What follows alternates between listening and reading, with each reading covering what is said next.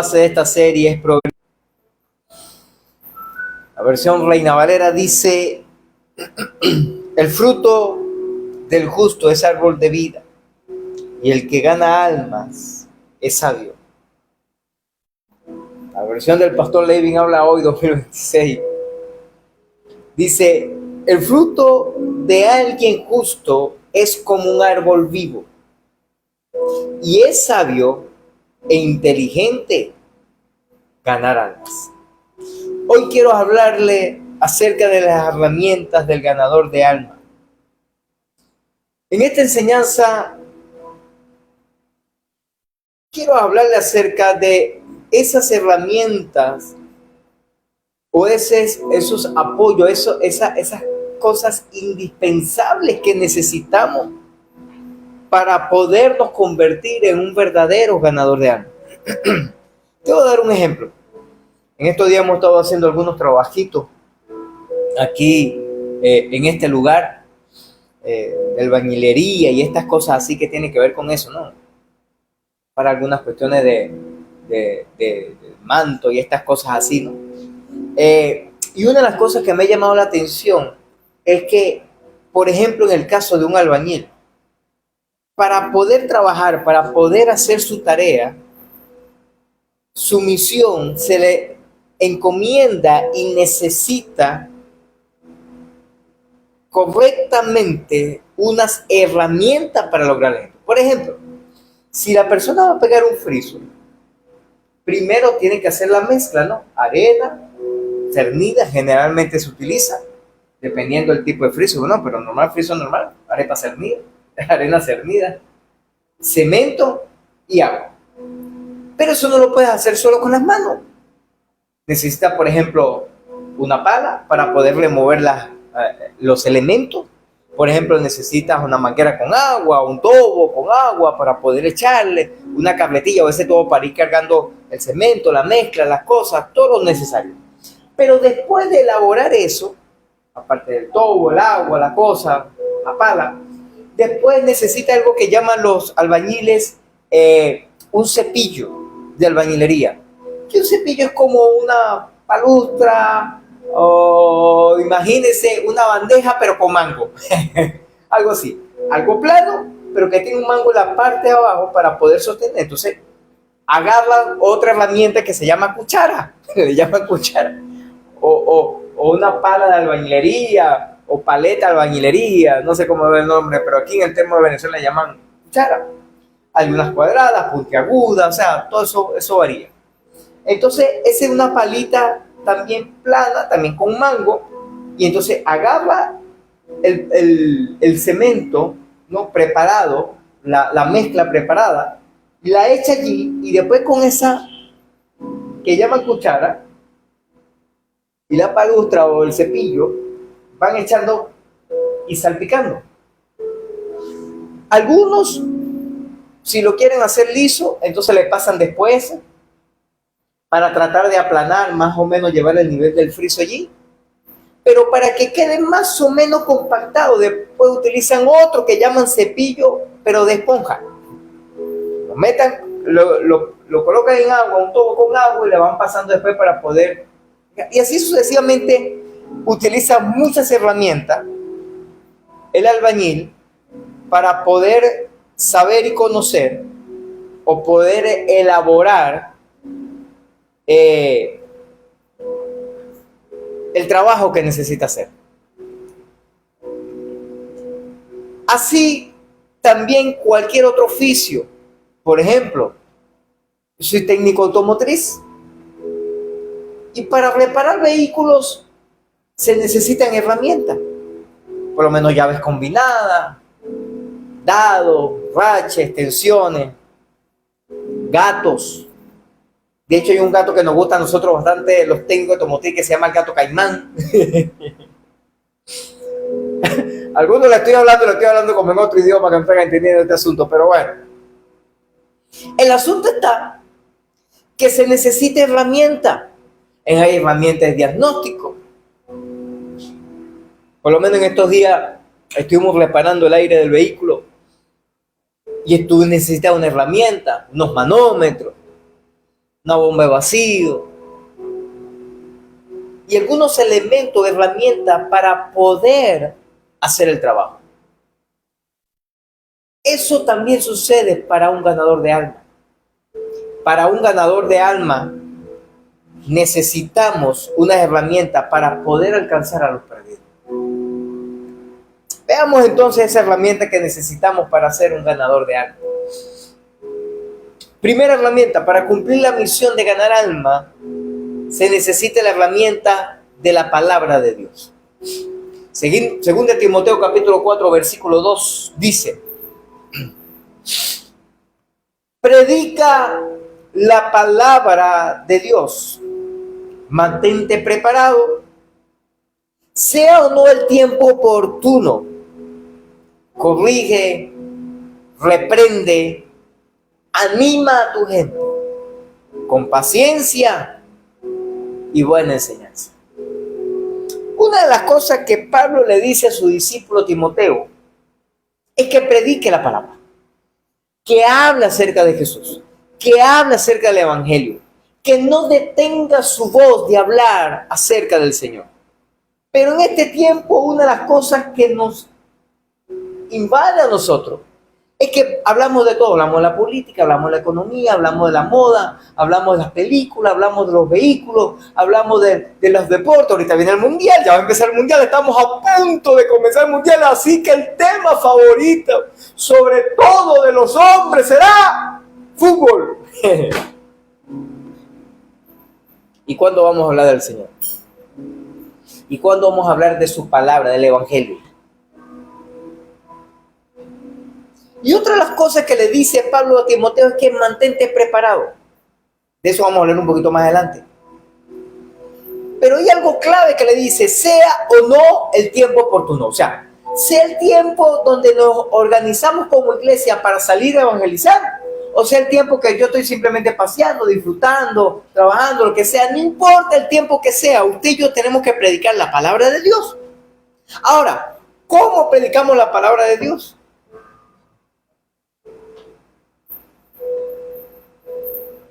¿Cómo lo predicamos? Corrigiendo a la gente. A la mayoría de la gente no le gusta que le corrija. Reprendiendo a algunos. Y la reprensión no necesariamente es un castigo, un grito. Generalmente se ha malinterpretado lo que se llama reprender. Y reprender tiene que ver un poco con corregir. Pero la reprensión, más que corrección, tiene que ver como para llamar la atención a la persona, para que preste atención, para que se anime a obedecer y a cambiar. Pero también dice que tenemos que animar. Y por eso me gusta esta versión NTV, una traducción viviente. También nos dice que tenemos que animar a la gente. Y hay algo clave: con paciencia y buena enseñanza. Ahora escúchame esto. La palabra de Dios revela el estado del hombre. Muchas personas en el mundo están buscando modelos los cuales ellos pueden imitar. Ahora, en tiempos de fútbol, ¿cómo vamos a ver modelos? Y vamos a ver hombres de jugadas espectaculares, tremendas.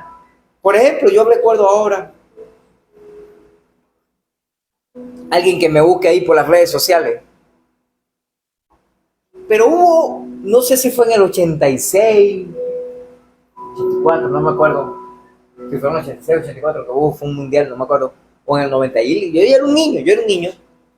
El asunto está que hubo un hombre que le llamaban el buitragueño. Búsquelo por allí, por las redes sociales. Que el hombre fue un boom a nivel del fútbol porque el hombre hizo algo que nadie había hecho. Y el hombre, no me recuerdo si fue que metió 4 goles de cabeza. Y no recuerdo, no estoy muy seguro si fue en un solo juego. Búsquenmelo ahí por las redes sociales. ¿Qué hombre en un mundial metió más goles de cabeza en un juego. No me acuerdo qué año fue. Y no me acuerdo si fue un solo juego.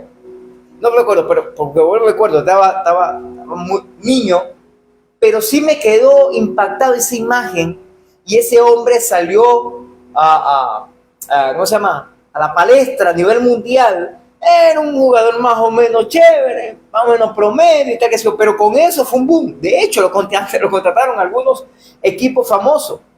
Eso fue, por ejemplo, pasó con James también. James creo que fue el mundial pasado, el antepasado, no recuerdo, que jugó su primer mundial, hizo una jugada espectacular, unos tremendos goles y lo contrataron. Como por ejemplo, lo contrató el Real Madrid.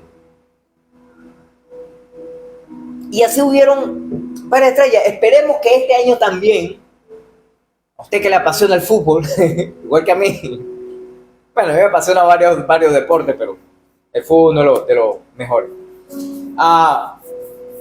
¿Qué sorpresa puede haber? ¿Qué sorpresa puede haber por allí? El asunto es que en estos tiempos vamos a hablar de fútbol. ¿Y cuándo vamos a hablar de Cristo? ¿Cuándo vamos a hablar del Evangelio a la gente? Escúcheme esto. La gente buscará modelos y saldrán como el buitre, butragueño. Saldrá también como un modelo. Yo recuerdo de hecho cuando uno iba jugando y iba a hacer un gol, ¡ah! ¡Como el buitre! El tipo de repente no hizo más un juego espectacular, no sé, no le seguí la pista, no recuerdo. Pero por lo menos en ese mundial, ¿no seguiste? ¿Qué mundial fue? No parece. Pregúntale a la inteligencia artesanal para ver qué te dice. El asunto está que esos modelos, cuando tú descubres o escudriñas sus vidas, son hombres o mujeres con vicios, con problemas, con dificultades en su matrimonio, con conflictos.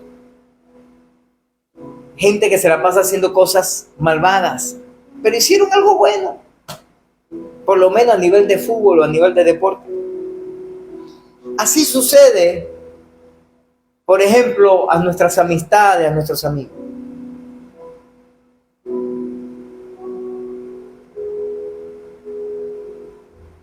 Escúchame esto. En estos tiempos donde lo normal y lo común son las desviaciones sexuales y donde últimamente se ha dado mucha importancia para apoyar eso. Y el que no lo apoye es ¿cómo es el término que le llaman?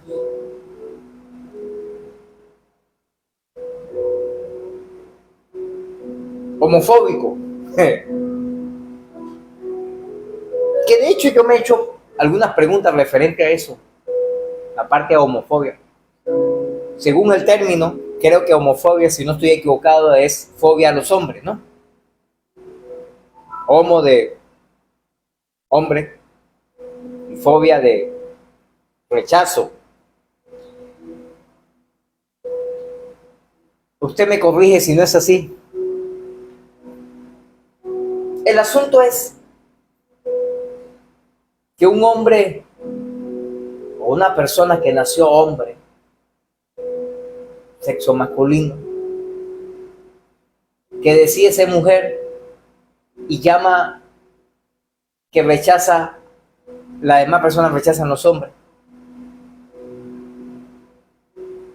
no debería ser homofóbico. Esa persona que rechaza ser lo que es,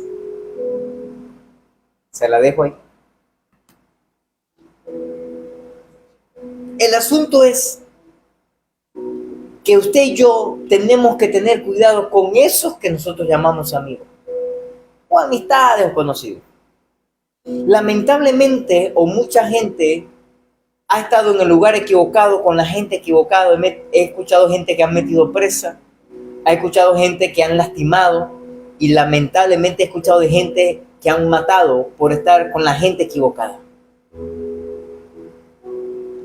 o estar en el lugar equivocado. Por eso, cuando estemos en lugares de repente que no sean correctos, o estemos hablando con gente que no sea tan correcta, tratemos de ser hombres y mujeres que prediquemos la palabra del Señor a esa gente. O sea, que seamos luz en medio de las tinieblas. ¿Está aquí conmigo? Por eso, usted y yo tenemos que predicar la palabra de Dios. Tenemos que entender que el pecado no solamente afecta a lo espiritual. El pecado afecta lo físico, afecta lo social, afecta lo psiquiátrico, afecta lo moral. Todos, escúchame, los seres humanos basados en sí mismos estamos totalmente arruinados.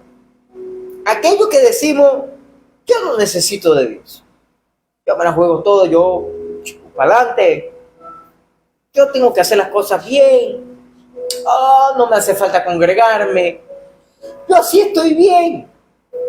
En otras palabras, le decimos al Señor, Señor, no me hace falta buscarte donde tú te manifiestas poderosamente. Yo me conformo con estar así. Sí, porque el Señor se manifiesta más y mejor en su casa que en cualquier otro lugar. En ese lugar que llamamos iglesia. En ese lugar que llamamos donde nos reunimos como iglesia para celebrar su grandeza. La Biblia lo dice. Donde están 2 o 3 reunidos en mi nombre, ahí estaré yo. Cuando nos reunimos varios para adorarle, para glorificar a Él, entonces el Señor hace milagros. Hace cosas extraordinarias. Así que usted y yo tenemos que predicar su palabra. Estamos conscientes de sembrar la semilla. El ganador de alma se interesa en conocer el verdadero corazón del ser humano. No para juzgarlo, no para condenarlo, no para reclamarle, sino para tenderle una mano y decirle, hey, hay una manera mejor de vivir. No sobrevivas más, empieza a supervivir, porque con Cristo se supervive. Entonces estamos dispuestos a sembrar la preciosa semilla de la palabra de Dios. Eso es una tremenda herramienta para el ganador de alma. Te voy a hablar de la segunda herramienta, que se parece a la primera, pero no es la misma. Que tiene que ver con la primera, pero no son igual. Para cumplir la misión de ganar almas se necesita la herramienta del conocimiento de la palabra de Dios. Porque una cosa es hablar acerca de la Biblia, acerca de la palabra de Dios, acerca del Evangelio, y otra cosa es conocer realmente la palabra de Dios, la Biblia o el Evangelio. Juan 5:39, esta versión dice así: ustedes estudian las escrituras a fondo porque piensan que ellas le dan vida eterna. Pero las escrituras me señalan a mí. Me llama la atención esta versión. La versión Reina Valera dice, ustedes hablan del Evangelio porque allí encontrarán la salvación. Y es verdad. A través de las escrituras encontramos la salvación. Escúchame bien. Pero no por las escrituras, sino a quién encontramos en las escrituras. Encontramos al Señor.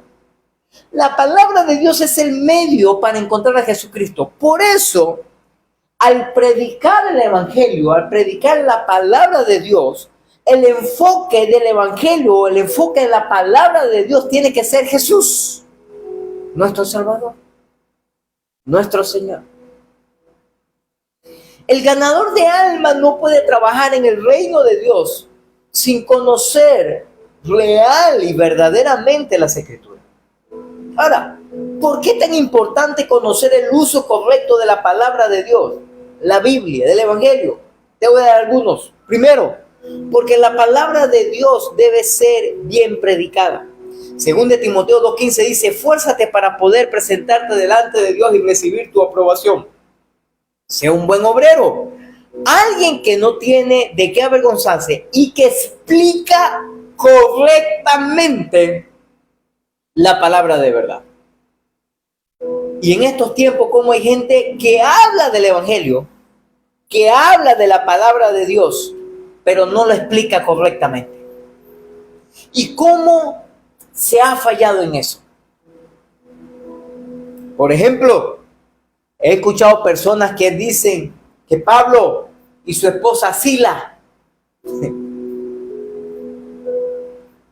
está predicando la palabra de Dios, pero la está predicando mal. Después hablamos de Pablo y de su esposa Sila. Escúcheme, el asunto es que predicar la palabra de Dios debe hacerse con sabiduría. Tenemos que escudriñar a profundidad la palabra de Dios. Tenemos que conocer los conceptos teológicos. Tenemos que empaparnos de las Escrituras para poder explicarla correctamente. El problema de estos tiempos es que en vez de profundizar la Escritura, en vez de añadir las Escrituras o explicarla correctamente, la mezclamos con conceptos humanistas y denominacionales.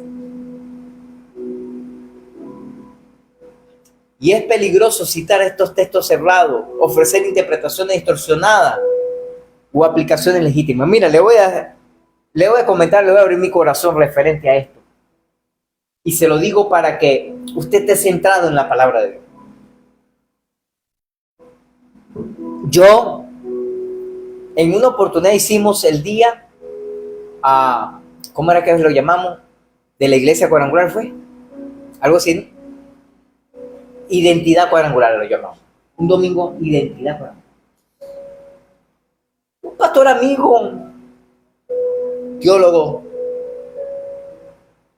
estudioso de la palabra de Dios, me mandó un mensaje, me dice, caramba, ¿cómo ustedes van a poner la iglesia cuadrangular por encima del Señor y tal?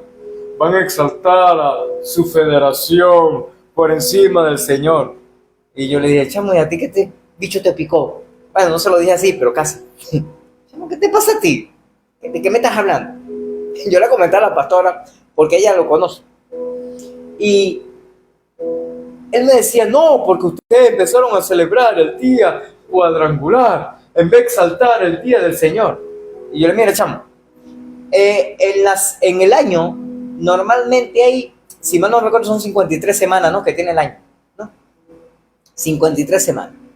O sea que hay 52 domingos generalmente que nosotros exaltamos, glorificamos y honramos al Señor. Y por un día en el año quisimos no solamente honrar a Dios porque lo honramos, lo adoramos a Él, le exaltamos a Él, solamente reconocer y darle gracias al Señor por el Evangelio cuadrangular. Y usted me dirá, bueno, porque el Evangelio cuadrangular es perfecto. No, mi hermano, el único perfecto es el Señor. De hecho, yo estoy claro y conciso y preciso, y estoy clarísimo con eso, que el Señor me sembró en la iglesia cuadrangular, porque en la iglesia cuadrangular había que corregir muchas cosas, y todavía hay algunas cosas que tienen que corregirse, pero créame, hermano, porque no son palabras mías, son palabras de personas, de hombres y mujeres, de hombres y mujeres estudiosos, de teólogos, de doctores en divinidad, de doctores en maestros de las palabras, que me han dicho, mira, una de las federaciones más centrada y equilibrada que yo he conocido en el mundo es la iglesia cuadrangular. Sobre todo la de Venezuela. Porque sí, hay algunos en algunos países que están un poquito medio.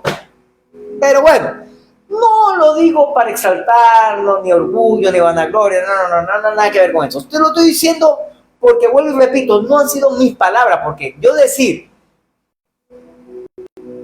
que lo que yo hago es bueno, eso no tiene gracia. La idea es que lo digan los demás. No, no, mira, lo que el pastor está haciendo es bien. ¿Verdad que sí? Es lógico.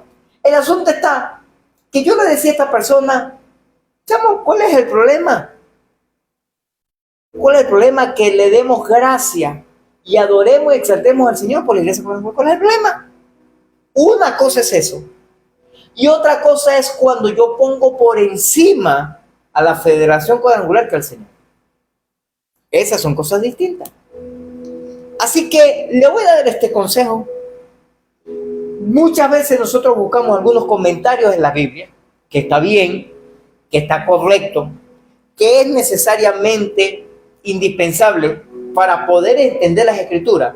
Solo que los comentaristas que hacen comentarios acerca de la palabra de Dios, esos comentaristas que hacen el comentario de la palabra de Dios tienen una denominación. Y algunos no equilibran o no explican equilibradamente las Escrituras, sino se inclinan según lo que creen. Te voy a dar un ejemplo. Una de las grandes batallas teológicas a nivel mundial, ¿la salvación se pierde o no se pierde? Y hay teólogos que se inclinan hacia un lado, hay otros teólogos que se inclinan al otro lado. Nosotros como iglesia cuadrangular nos mantenemos equilibrados, no nos inclinamos ni al uno ni al otro. Yo soy de los que creo que el problema no es la salvación, somos nosotros. Para empezar por ahí, pero si quiere después discutimos ese tema. El asunto está que tenemos que predicar correctamente la palabra de Dios. Escúchame lo que te voy a decir. Y eso solo sucede cuando la base fundamental de escudriñar y profundizar las Escrituras no son las propias Escrituras, sino es el Espíritu Santo. Ojalá que se le revele el día de hoy. Porque el Espíritu Santo es el que nos va a guiar a toda verdad. Eso lo dice las Escrituras. Entonces, cuando el Espíritu Santo nos revela, nos indica, nos dice, nos muestra el camino, uno dice, wow, esto no lo había comprendido, esto no lo había entendido.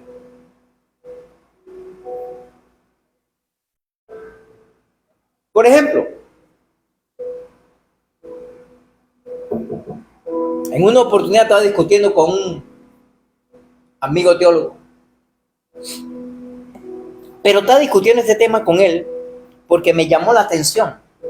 Estaba leyendo la Escritura, el texto ese conocido cuando dice, y todo lo que atéis en el cielo será atado en la tierra, y todo lo que se atéis en el cielo, en la tierra será desatado en el cielo, y tal, qué sé yo. Okay.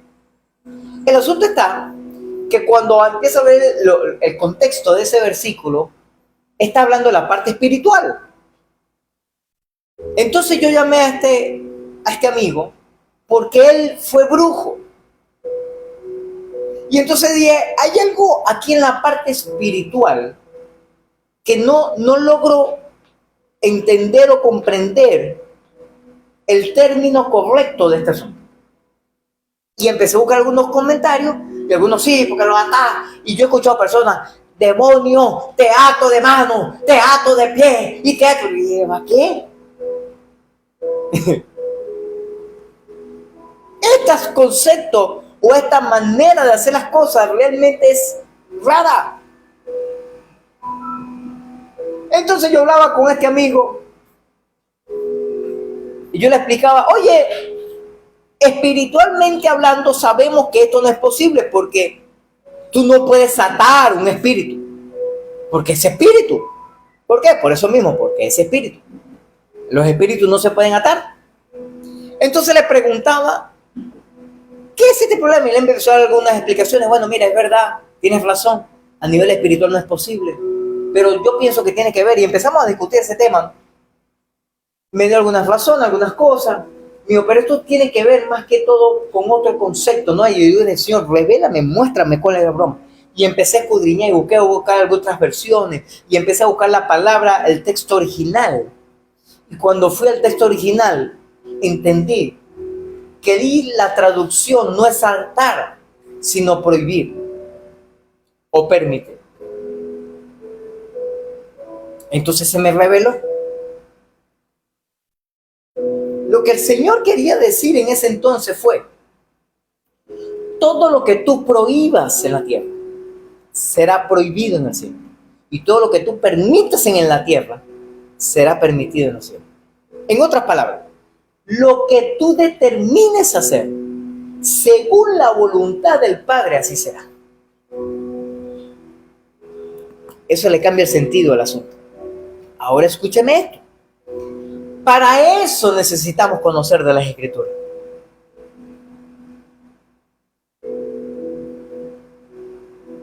Lo segundo, ¿por qué es tan necesario conocer las Escrituras?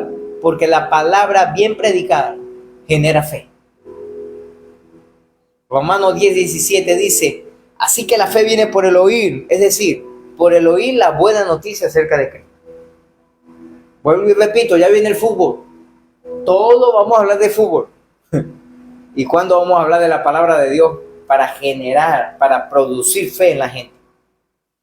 Y recuerde que el que no tiene fe nunca creerá en el Señor.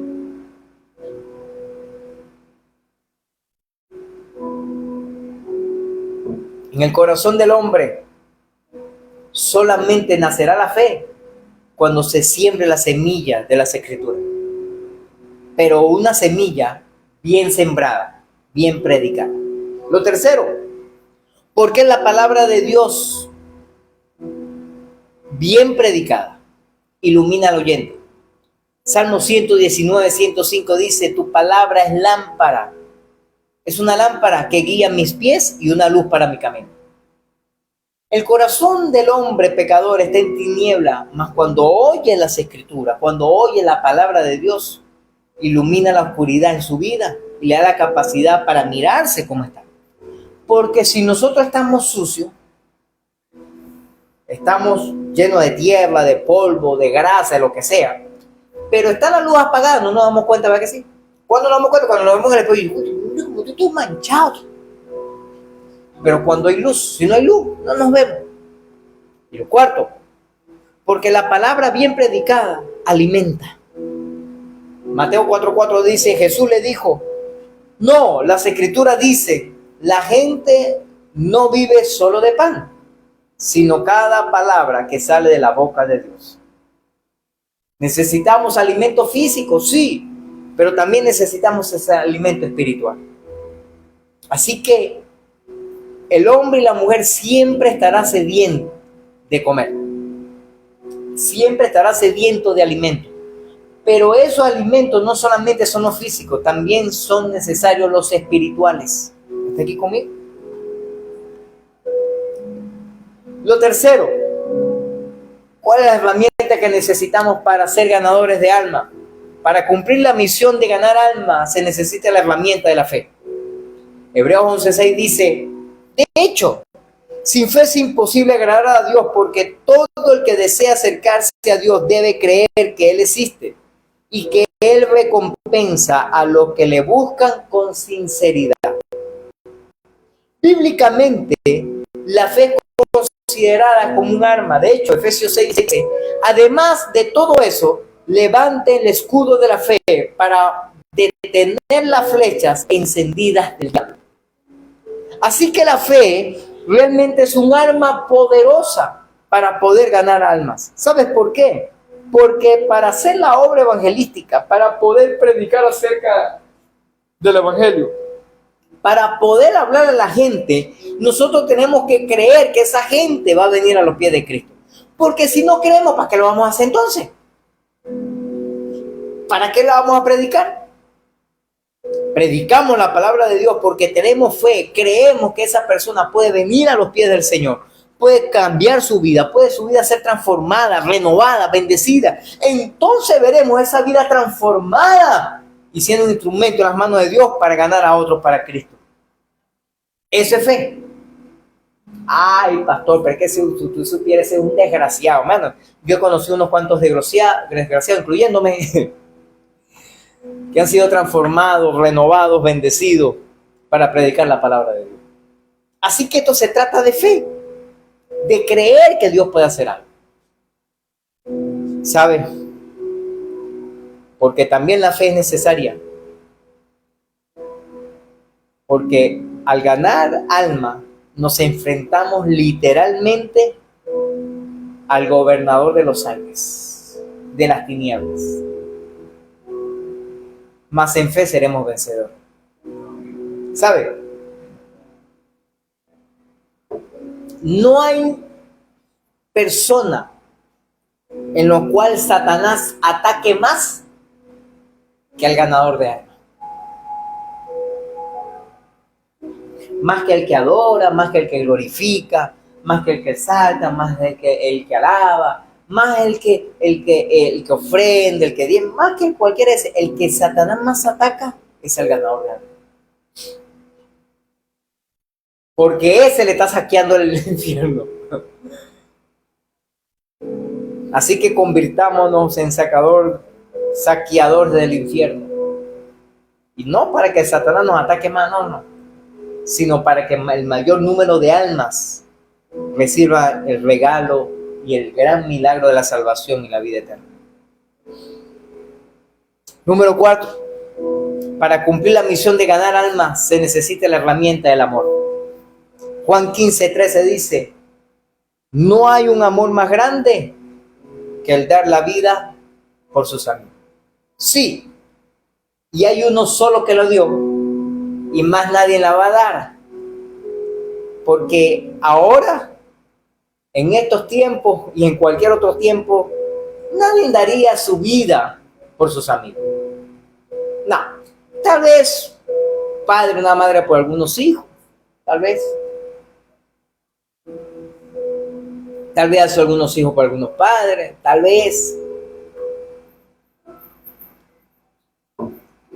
En estos días salió alguien, no recuerdo su nombre, pero una muchacha que donó, no me acuerdo si fue un riñón, un pulmón, a una artista que está enferma y necesitaba un donante. Y decidió, bueno, no entregó su vida, pero parte de ella. Sí, habemos personas que tal vez podemos hacer un gran sacrificio. Pero cuando hablamos de este texto del ganador de alma, de entregar su vida, no se trata de que si le van a disparar nosotros nos lancemos tipo bodyguard, ¿no? El guardaespaldas. Y nos lancemos, y nos metamos entre la bala y la persona para que no den la bala a nosotros. No se trata de eso. Cuando se trata de entregar nuestra vida por esa persona, se trata de dedicar el tiempo, el esfuerzo, el dinero, el conocimiento, hacer algunos ciertos sacrificios, de repente dejar algunas comodidades para que esas personas reciban al Señor. Eso es entregar la vida por amor. Como dice la Escritura, el texto que más le gusta a mi suegra: por la maldad de algunos, el amor del mucho se ha enfriado. Sí. O como dicen otros, mientras más conozco a la gente, más quiero a mi perro. ¿Por qué? Porque la verdad es que hay gente que se las trae. Hay gente que de verdad, wow, su manera de accionar, su manera de vivir, su manera de comportarse, su manera de actuar, su manera de hacer las cosas, le saca la piedra a la persona, se molestan, se irritan, se incomodan. Y uno dice, Dios mío, pero no entiendo por qué esta persona hace esto de esta manera. Bueno, déjeme decirle algo, escúcheme. El Señor está listo, dispuesto y disponible para que seamos un instrumento para entregar nuestra vida por amor, por esa gente. Vuelvo y repito, no es ponernos entre la bala y la gente. No. Se trata de hacer ciertos sacrificios. Se trata de hacer ciertas cosas por esa gente. Escúcheme, el amor es instrumento clave para ganar las almas. Los creyentes que no aman perdieron la fuerza para ganar almas. De hecho, por eso la mayoría de la gente no evangeliza. Por eso la mayoría de la gente, no le habla a la gente acerca de Cristo, del Evangelio. Por eso la mayoría de la gente habla de cualquier cosa menos acerca del Señor. ¿Sabe por qué? Porque no aman. Y discúlpame que se lo diga así de esa manera. El predicador, el que enseña, el que habla acerca de cualquier cosa puede ser muy bullicioso. Puede tener grandes retóricas, experiencias relacionadas con buenas experiencias humanas. Puede tener conocimiento del comportamiento humano y aún predicar con palabras ardientes, mas si en su corazón no hay un verdadero amor por las almas perdidas, la obra del Espíritu Santo en el corazón del inconverso jamás será obrada. ¿Sabe por qué? Porque el Espíritu Santo se mueve a través del amor. Hay muchas almas que están esperando arrepentirse, pero no permanecen en la fe. No lo harán. ¿Sabes por qué? Porque no hay amor. Cuando Jesús predicaba, cuando Jesús actuaba, cuando Jesús hacía las cosas, lo hacía por amor. El amor a su discípulo. Él amó a los pecadores profundo y sincero. Él amó a la iglesia.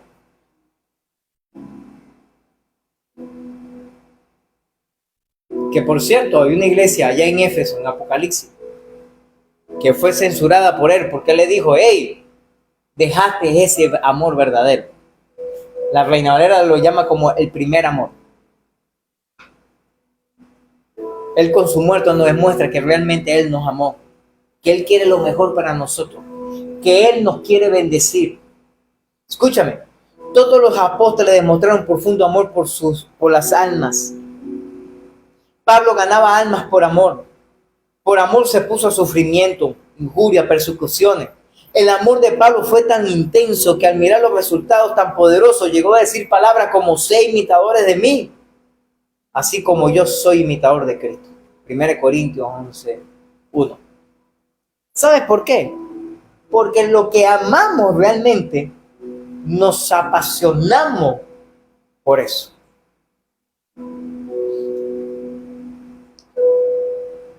El verdadero amor, o la persona que verdaderamente ama, predica.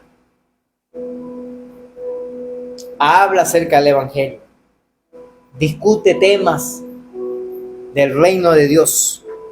Aclara, confronta, corrige. Pero lo hace con paciencia. Pero lo hace con rectitud, con humildad, con mansedumbre. Para que la gente... Porque el asunto no es ganar una discusión teológica. Yo tenía razón. No. La idea es convencer y ganar a la gente acerca del reino de los cielos. Para que la gente sea salva. Número 5. Para cumplir la misión de ganar almas, se necesita la herramienta de la oración. Necesitamos orar. Mateo capítulo 9, versículos 37 y 38 dice así: y sus discípulos le dijo a sus discípulos: la cosecha es grande, pero los obreros son pocos. Así que oren al Señor que está a cargo de la cosecha, pídanle que envíe más obreros a sus campos. Levanta tus manos al cielo por un momento y diga conmigo: Señor, envía obreros a tus campos. ¿Sabe? Cuando la iglesia comienza a orar de verdad, los resultados siempre son vistos. Las almas perdidas comienzan a decidirse por Cristo. En número siempre crecientemente asombroso. Porque la oración es una de las armas más poderosas para la tarea de ganar almas para Cristo. Necesitamos orar. Necesitamos decirle: Señor, heme aquí, envíame a mí. Pero envía también a otros a ganar almas. Toca la vida de cada persona. Toca la vida de cada miembro de esta iglesia. Toca la vida, Señor, de cada hombre y mujer que te conoce, para que vayan y prediquen. ¿Cómo la vida fuera distinta si todos los que conocemos al Señor predicáramos acerca de Él?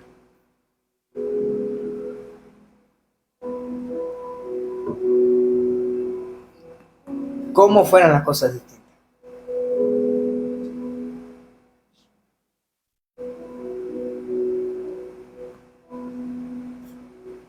necesitamos orar y pedir obrero. Escúchame, pero cuando yo te hablo orarle al Señor para pedir obrero, no te estoy hablando específicamente que tienen que ser pastores, evangelistas, misioneros o lo que sea. No, no, no. Te estoy hablando de obreros, gente que quiera trabajar. No importa el término que tenga o el título, si es pastor, evangelista, misionero, apóstol, maestro, profeta. No, no, no, no. Obrero, que trabaje. Por eso, el texto original, de hecho, Reino Valera le dice, pídanle, oren. Pero el texto original habla de rogar al Señor para que envíe más gente. Cuando en la iglesia las oraciones piden obreros, este clamor llega al trono de la gracia y Dios cuida inmediatamente de atenderle y proveer. Entonces sí, los misioneros, los evangelistas, los predicadores, los pastores, la gente necesaria para que predique el evangelio. Hombres y mujeres voluntarios que en el nombre de Jesús puedan buscar las almas perdidas. Orando se abren las puertas. Orando ocurren milagros.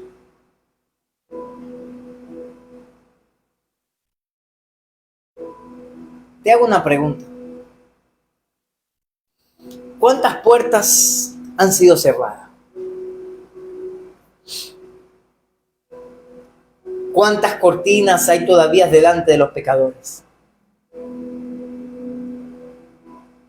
¿Cuántas confusiones mentales, espirituales hay en la mente de la gente para rechazar todo lo que tenga que ver con el evangelio? Y eso puede cambiarse no solamente con predicar la palabra, porque es necesario hacerlo, sino que primero hay que enviar la fuerza aérea. Primero hay que orar. Primero hay que ayunar. Primero hay que clamar. Primero hay que germinar. Primero hay que hacer una batalla en el mundo espiritual. Para que esa mente sea liberada. Para que esa estructura, esa fortaleza que está allí para impedir que el evangelio penetre, se destruya, caiga por tierra. Entonces veremos las vidas cambiar. Porque la oración de poder quiebra toda muralla que impide que la palabra llegue a los oyentes que andan en tinieblas. Cuando oramos, entonces Dios empieza a hacer milagros. Veremos la provisión sobrenatural del Señor. Cuando oramos, Dios empieza a hacer milagros. Cuando oramos, vemos la fortaleza, la restauración, la bendición tremenda sobre nuestras vidas. 1 Timoteo capítulo 2, versículo 1. Mira cómo dice. Pablo también le da ese consejo a Timoteo, le dice: en primer lugar, te ruego que ores por todos los seres humanos. Pídele a Dios que los ayude. Intercede a su favor y da gracias por él. Antes del evangelio, antes del evangelismo, antes de predicar, antes de hacer lo que vayas a hacer, primero ora, primero clama, primero intercede, primero haz batalla espiritual, primero derriba las fortalezas del enemigo, primero, escúchame, envía la fuerza aérea para que destruya las fortalezas malignas. Entonces habrá respuesta. Cuando la iglesia ora, así como oraba la iglesia primitiva, aquellos primeros días, aquella iglesia naciente, ¿sabe qué sucedió? Los discípulos recibieron la llenura del Espíritu Santo, el bautismo del Espíritu Santo. Orando la iglesia, Pedro y Juan enfrentaron las autoridades en su tiempo. Orando la iglesia, la gente recibió milagros. Porque cuando la iglesia ora, los milagros ocurren.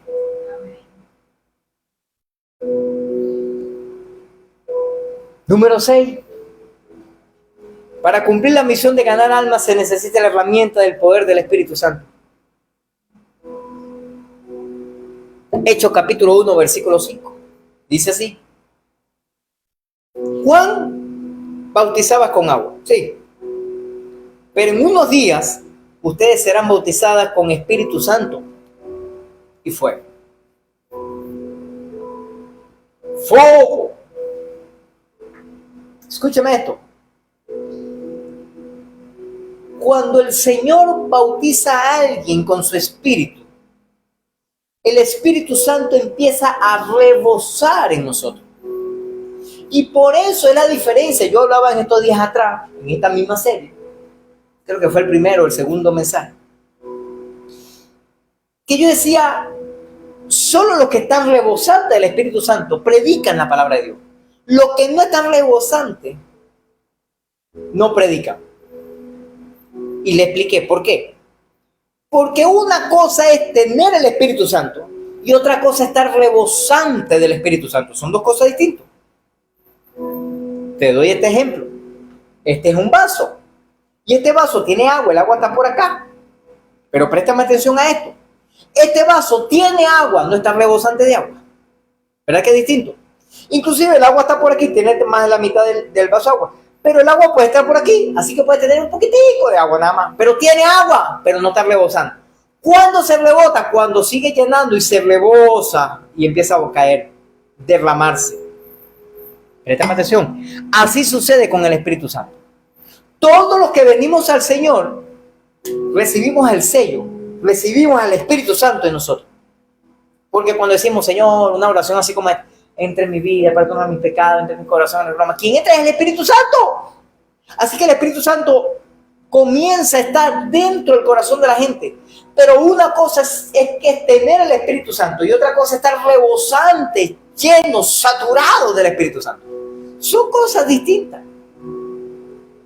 Así que solo predicamos lo que estamos rebosando del Espíritu Santo. ¿Sabe por qué?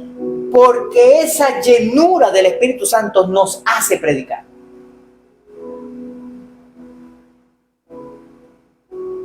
Porque cuando estamos rebosantes del Espíritu Santo, quien nos gobierna es el Espíritu Santo.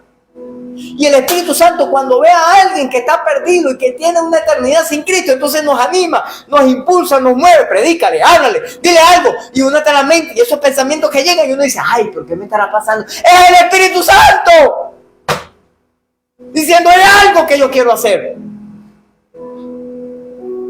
Por eso nos incomoda, por eso nos anima. Por eso llegan esos pensamientos. Pero el que no está rebosante del Espíritu Santo, dijo, ¿qué?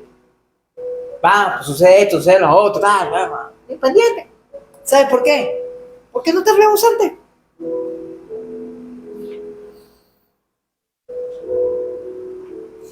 Y cuando el Espíritu Santo está rebosante en nosotros, recibimos poder directamente del Padre para ganar almas. Y que su único fin es predicar el reino de Dios hasta lo último de la tierra. Bien lo dice allá, Hechos capítulo 1, versículo 8. Dice, pero recibiréis dunamis, power, poder, cuando el Espíritu Santo descienda sobre ustedes, y serán mis testigos. Y le hablarán a la gente acerca de mí en todas las partes. En Jerusalén, toda Judea, en Samaria y hasta los lugares más lejanos de la tierra. Te lo digo de esta manera. Le vas a predicar a la gente ahí en tu casa, en tu familia, en el barrio, en la organización donde vive, en la ciudad, en el estado, en Venezuela y hasta donde el Señor te lleve. Donde quiera que el Señor te mueva, ahí estarás predicando con poder y unción. ¿Sabes por qué? Porque eso lo hace quien está rebosado, lleno del Espíritu Santo. Y es el Espíritu Santo que hace que el Señor se glorifique, redarguya y convenza al mundo de pecado, de justicia y de juicio. Porque usted y yo predicamos la palabra cuando estamos llenos, rebosados del Espíritu Santo. Predicamos la palabra, pero usted y yo no convencemos a nadie. Quien convence es el mismo Espíritu Santo que está en nosotros, que va penetrando en el corazón de la gente, según las palabras que le predicamos, y confronta, redarguye, convence de pecado. Y la gente empieza a decir, oye, tienes razón.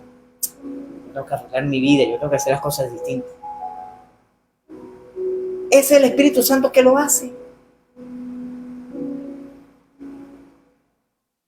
Por eso necesitamos estar llenos del Espíritu Santo. Y por último, hay muchos más, pero te voy a decir 7 nada más hoy. Para cumplir la misión de ganar almas, se necesita la herramienta del sacrificio. Esa no nos gusta mucho. Hebreos capítulo 13, versículos 15 y 16 dice: por lo tanto, por medio de Jesús ofrezcamos un sacrificio continuo de alabanza a Dios, mediante el cual proclamamos nuestra lealtad a su nombre. Y no se olviden de hacer el bien, ni de compartir lo que tienen con quienes pasan necesidad. Estos son los sacrificios que le agradan a Dios. Como cristianos, usted y yo tenemos que dar testimonio acerca de lo que el Señor ha hecho en nuestras vidas. Y por supuesto que es bueno, necesario, indispensable hablarle a la gente acerca de lo que el Señor ha hecho en nuestras vidas. Claro, tenemos que dar testimonio. Porque los testimonios impactan a las vidas. Los testimonios confrontan. Pero solo la palabra de Dios convence. Así que cuando usted y yo hablamos al Señor, o del Señor, mejor dicho, a la gente, tenemos que seguir siendo verdaderos adoradores, con alabanza, servicio, sacrificio, lo que podían ofrecer en todo lugar y en todo tiempo. Esto debemos recordar la palabra del profeta Oseas, dijo, ahí en Oseas 14:2 dice: presenta tus confesiones y vuélvete al Señor. Dile, perdona todos nuestros pecados y recibiremos con bondad para que podamos ofrecer nuestro sacrificio de alabanza. Sí, alabar, glorificar y exaltar es un sacrificio. Yo le expliqué en algunas ocasiones, con solamente el hecho de levantar tus manos. Levanta tus manos por un momento. Y mantener las manos arriba es un sacrificio. Es un esfuerzo. Y tú dices, pastor, pero eso no es un esfuerzo. No, que tú quédate así hasta que yo termine de predicar para que tú veas. El esfuerzo y el sacrificio. Pero cuando usted y yo estamos en medio de problemas, dificultades y adoramos y glorificamos al Señor, es un sacrificio. Pero en medio de necesidades, de conflictos, de problemas, nosotros hacemos sacrificio de levantarnos de la cama, dejar nuestras comodidades, de no de salir a pasear, disfrutar, ver una película, ¿verdad? Sino simplemente de ir y hablarle a la gente acerca del Señor. Es un sacrificio. Muchas veces la gente no está dispuesto a dar ese sacrificio.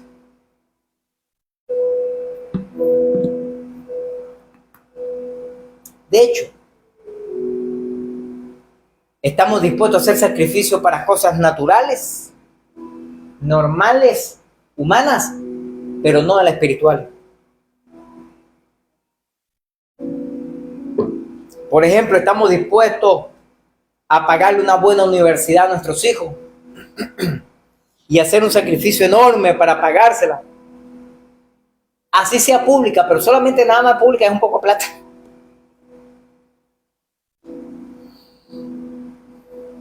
Pero estamos dispuestos a hacer este sacrificio. Escúcheme, pero no estamos dispuestos a sacrificar por la parte espiritual.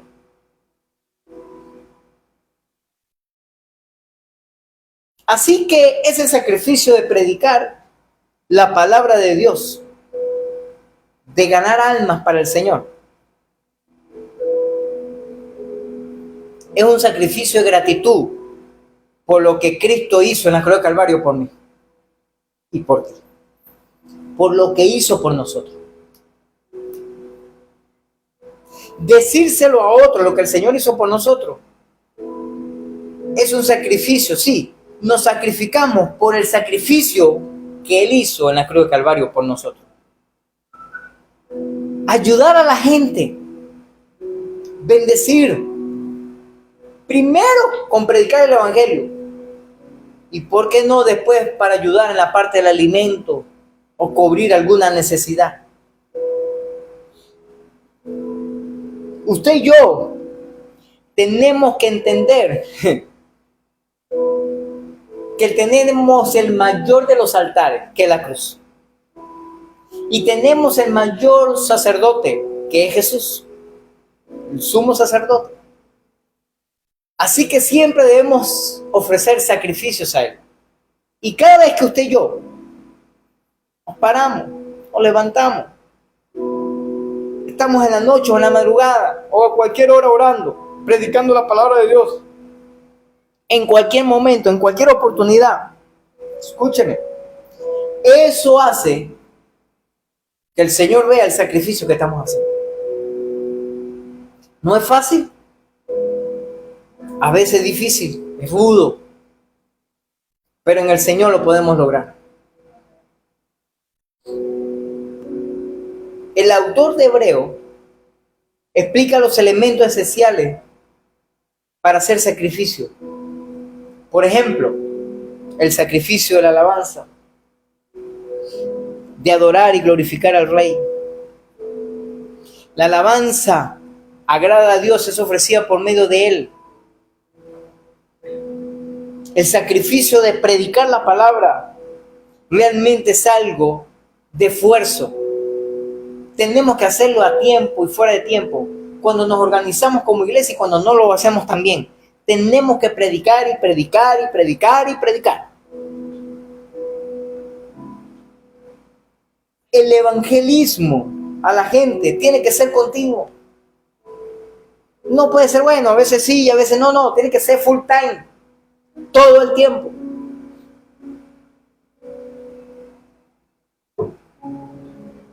El predicar la palabra tiene que ser un sacrificio, escúchame, que honre al Señor, que exalte al Señor. Vuelvo y repito, vamos a hablar ahorita de fútbol. A partir de creo que la semana que viene, ¿no? Ya, estamos listos, montados ya, para arrancar el mundial. Y vamos a hablar de fútbol, de los grandes jugadores, de aquellos, cuántos goles hizo, cuántos no, tal. Pero cuando hablamos de alguien, le exaltamos. Así que hablemos acerca de Jesús, para exaltarle a Él. El sacrificio es cuando en nuestros labios no solamente está fútbol, o moda, o carro, o lo caro que está la vida, o que la plata no alcanza.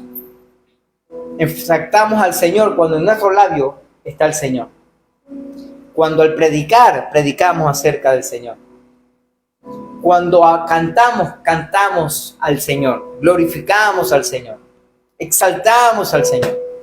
Que nuestra alabanza de labios sea para exaltar, adorar y glorificar al Rey de Reyes y Señor de Señores.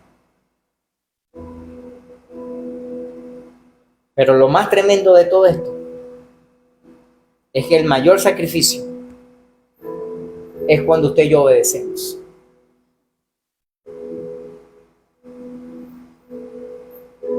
Porque lo he dicho en muchas ocasiones,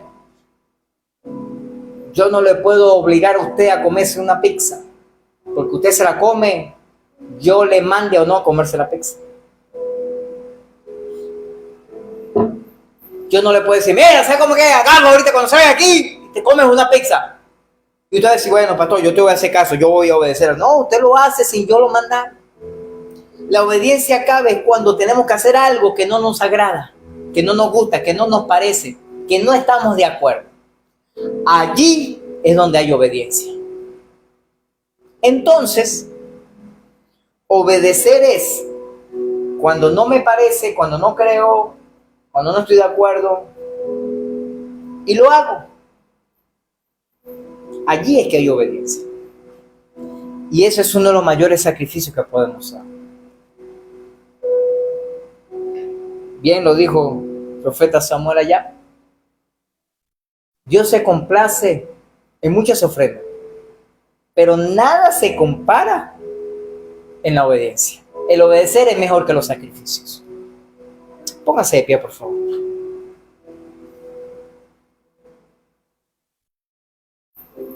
Escúcheme esto. Solo los que tienen un corazón amoroso, apasionado por el Señor, ganarán almas. Le hablarán a los demás acerca de Jesucristo.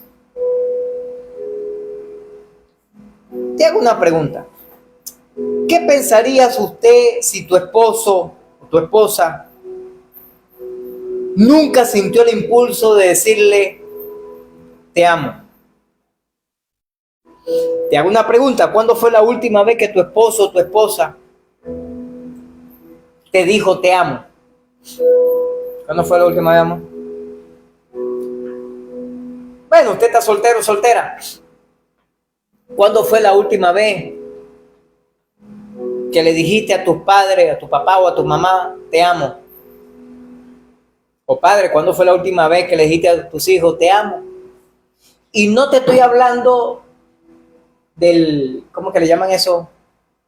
Del tics de los últimos tiempos.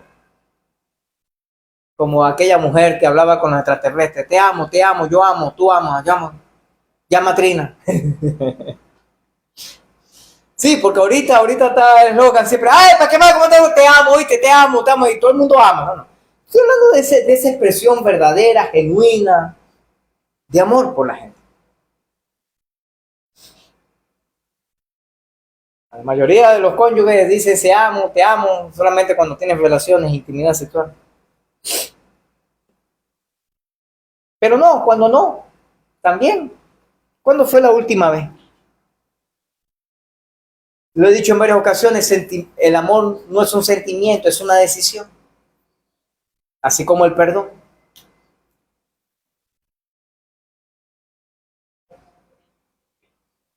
¿Cuándo fue la última vez que le dijiste a esa persona que ama, que le amas? ¿O cuándo fue la última vez que te lo dijeron a ti?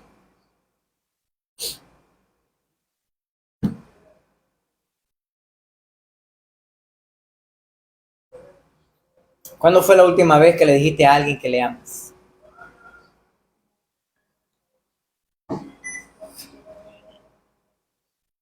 ¿Saben? Parece difícil, pero uno predica el evangelio cuando ama de verdad. Porque cuando uno ama, cuando el amor del Señor está rebosante en uno tiene tanto amor que decide amar a los pecadores, inclusive a aquellos que no conocen, porque queremos que esa gente sea salva. Queremos que esa gente venga al Señor. Queremos que esa gente tenga una eternidad con Cristo. Por amor. Y eso hace la diferencia. Tengo una perla de sabiduría. Escuchen. Debemos pronunciar palabras de amor al Señor, principalmente, a nuestros seres queridos, pero también a la gente, aun cuando no le conocemos. Pero no solamente en palabras decirle, hola, desconocido, yo te amo, ¿oíste? No. Darle a entender, llevándole el evangelio, predicándole acerca de Jesucristo, tratando de que esa persona cambie su vida, sea transformada, renovada y bendecida y prosperada, sanada, restaurada y sobre todo, salva. Esa es la mayor muestra de amor. Entonces la gente verá que amamos. No por lo que le decimos. No por yo decirles, mira, ¿sabe? Yo les amo a todos ustedes. No. El amor se demuestra no con palabras, sino con hechos. ¿Es necesario decirlo? Sí. A nosotros nos gusta decirlo y nos gusta también escucharlo. Que nos lo digan, claro que sí. Pero se demuestra con hechos. ¿Está aquí conmigo? Así que demuestremos con hechos el amor de Cristo en nosotros para con la gente. Levanta tus manos al cielo por un momento, por favor. Señor, que estas herramientas nos ayuden para convertirnos en verdaderos ganadores y ganadoras de almas. Instrumentos valiosos en tus manos, para que vidas sean transformadas, para que vidas sean cambiadas, para que vidas sean renovadas. Porque, Señor, yo lo he dicho en varias ocasiones, y no desde que estamos aquí en Valencia, aun cuando desde que estamos en Cumaná, el principio no es tener una iglesia grande, el principio es ganar el mayor número de almas para el Señor. Instrumento de Dios para que vidas sean transformadas y cambiadas. Porque tú nos dijiste, Señor, que nos sacarías de Cumaná para impulsar hombres y mujeres como obreros para predicar tu palabra. Señor, que nos convirtamos en verdaderos ganadores de almas y transformadores de vida